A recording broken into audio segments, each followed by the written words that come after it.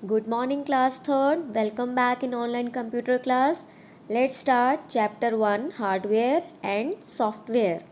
Students, last week we start this chapter. Let's continue. Students, in last week class we learned about some hardware devices which are input devices and output devices. Now we learn about storage devices.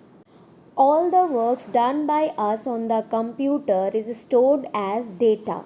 We can save our data to use it later with the help of data storage devices. Students, हम जितना भी कुछ computer पे work करते हैं वे सब कुछ computer के अंदर डेटा यानी आंकड़ों के रूप में स्टोर हो जाता है और हम इसको इन आंकड़ों को जो है कंप्यूटर में सेव कर लेते हैं, जिसको कि हम आगे अपनी ज़रूरत पड़ने पर यूज़ कर सकते हैं। और ये सारा डेटा कहाँ पर सेव होता है स्टूडेंट्स? ये सारा डेटा हमारे द्वारा लगाए गए कुछ एक्सटर्नल स्टोरेज डिवाइसेस होते हैं। ये सारा डेटा उसमें जाकर सेव हो जाता है। Here are some of the external storage devices. Students, यहाँ पर कुछ एक्सटर्नल मतलब बाहर से लगाए गए स्टोरेज डिवाइसेस हैं। First, a hard disk is the main storage device which stores all the works we do on a computer. It is present inside the CPU box. सबसे पहले होता है हार्ड डिस्क। ये सबसे मेन स्टोरेज डिवाइस होता है जो कि हमारे कंप्यूटर पर किए गए सारे वर्क को अपने अंदर स्टोर करता है। और ये कहाँ पर होता है? ये जो CPU बॉक्स होता है ना बच्चों, उसके अंदर होता है। Second, compact disc, CD। बच्चों, आप सबने CD देखा है। CD is a round, shiny and circular disk that can store data. A CD can be read as many times as we want and can be written and erased again.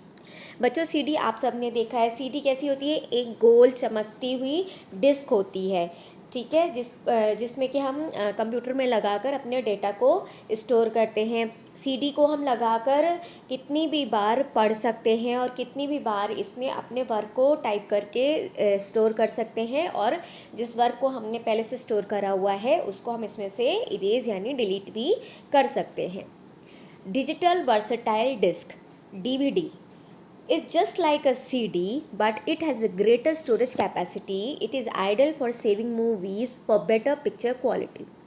बच्चों, जो DVD होती है वो CD जैसी ही दिखती है, वो भी गोल और ऐसी चमकती हुई होती है, लेकिन जो इसमें स्टोरेज कैपेसिटी होती है यानी वर्क को अपने अंदर स्टोर करने की जो क्षमता होती है वह CD से कई ज़्यादा मात्रा में होती है। और DVD के अंदर हम कोई भी मूवी स्टोर करते हैं तो जो हमें पिक्चर क्वालिटी होती है वह बहुत अच्छी मिलती है। पेन ड्राइव, बच्चों आप सबने पेन ड्राइव भी देखा है। A pen drive is a tiny storage device that can store a large amount of data and can be carried easily. Pen drive कैसा होता है बच्चों? पेन के जैसा होता है, ठीक है, छोटा सा स्टोरेज डिवाइस होता है, लेकिन इसके अंदर जो है डेटा को स्टोर करने की बहुत ज़्यादा क्षमता होती है। और पेन ड्राइव को हम आसानी से अपने पॉकेट में, अपने पर्स में रखकर कहीं भी ले जा सकते हैं और किसी भी कंप्यूटर या लैपटॉप में हम इसको लगाकर यूज़ कर सकते हैं। Here are some examples of computer storage devices.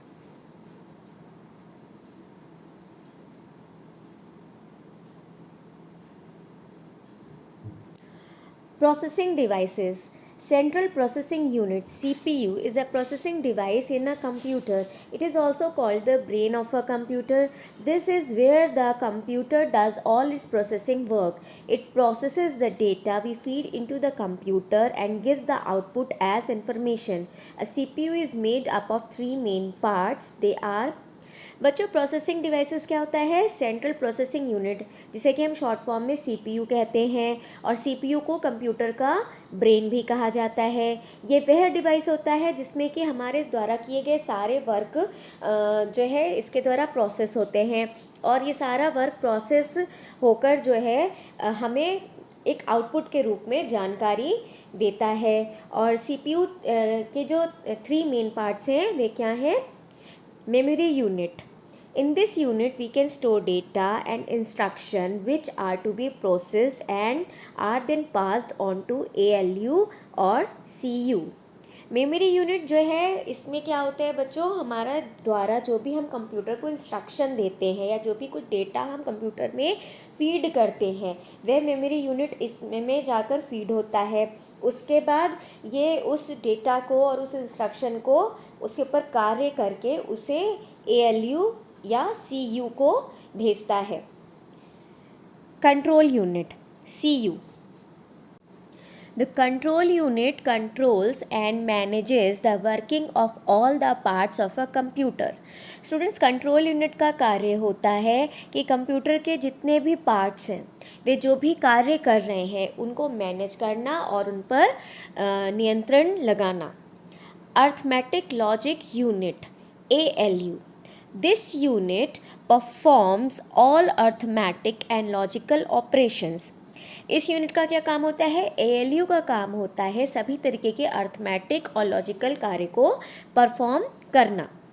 Students, do you know all the devices that are connected to CPU through wires and cables are called peripherals. बच्चों, क्या आपको पता है कि CPU के अंदर जितने भी डिवाइसेस कनेक्टेड हैं CPU से और वह जिन वायर्स और केबल्स के ज़रिए कनेक्ट हैं उन्हें peripherals कहते हैं। सॉफ्टवेयर.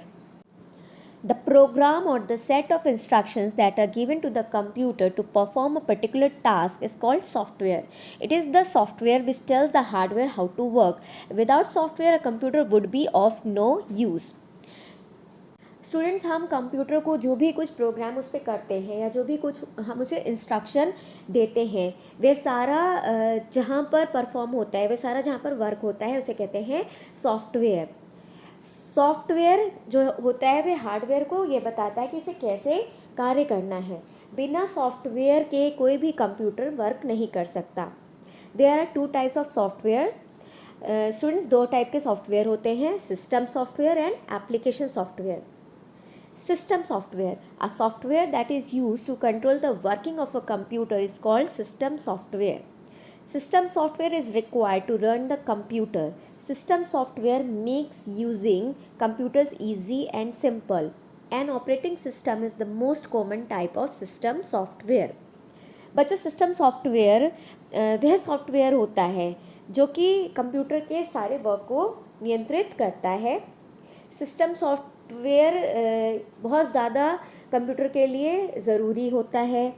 सिस्टम सॉफ्टवेयर जो है कंप्यूटर को बहुत आसानी से और साधारण तरीके से हम चला सकते हैं और जो ऑपरेटिंग सिस्टम होता है वे एक बहुत ही साधारण टाइप का सिस्टम सॉफ्टवेयर है।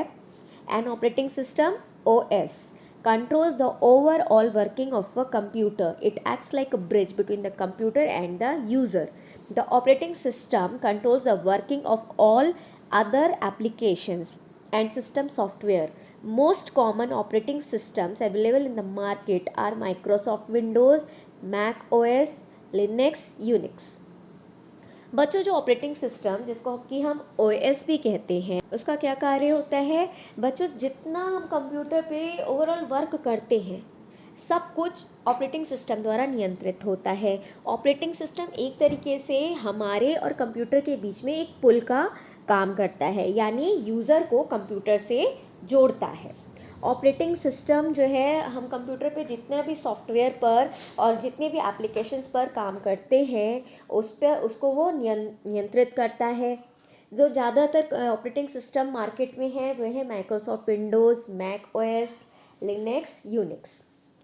Application software. A software that is used to perform one special kind of task is called application software. There are different types of application software. Application software वह होता है जो कि हम अपने सिस्टम में, अपने कंप्यूटर में या अपने मोबाइल फ़ोन में अलग अलग तरीके के एप्लीकेशन सॉफ्टवेयर को डाउनलोड करते हैं और फिर हम उस पर कार्य करते हैं। कई तरीके के एप्लीकेशन सॉफ्टवेयर होते हैं। Some of the commonly used application software are, ज़्यादातर जो एप्लीकेशन सॉफ्टवेयर इस्तेमाल किए जाते हैं वे होते हैं word processor. Word processor are use to type, edit, format text document for official purpose. The widely use word processor is MS word. Word processor जो होता है स्टूडेंट्स देखिए इसका यहाँ पर लोगो भी है. वर्ड प्रोसेसर पर हम टाइपिंग कर सकते हैं, टेक्स्ट को एडिट कर सकते हैं, अपने डॉक्यूमेंट को ऑफिशियल पर्पस के लिए हम उस पर बना सकते हैं।